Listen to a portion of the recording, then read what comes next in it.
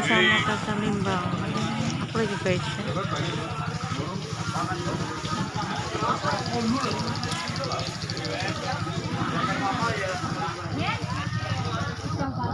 Pasar Limbangan ramai banget tuh ya.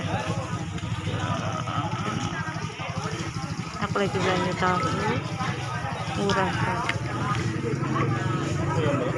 Ya,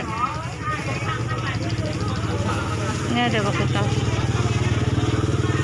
Ini juga dilengkapi dengan pencuci tangan. Jadi ini kalau mau ke pasar Limbangan Palem Gading ini udah ada, kalau mau masuk ada tempat cuci tangannya. Lengkap banget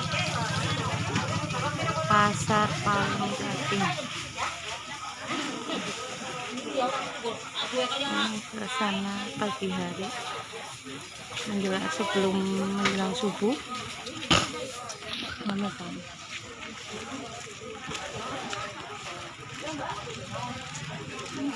Nanti kita jalan lagi ya.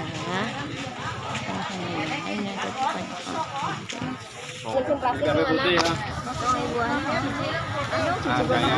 Oh ya itu kan, patuhi peraturan. Kalau mau masuk tetap pakai masker. Ini di sini juga semuanya patuh, semuanya pakai masker.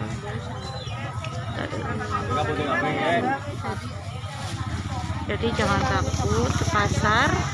Sini semuanya pada patuh peraturan. Ini ada ya.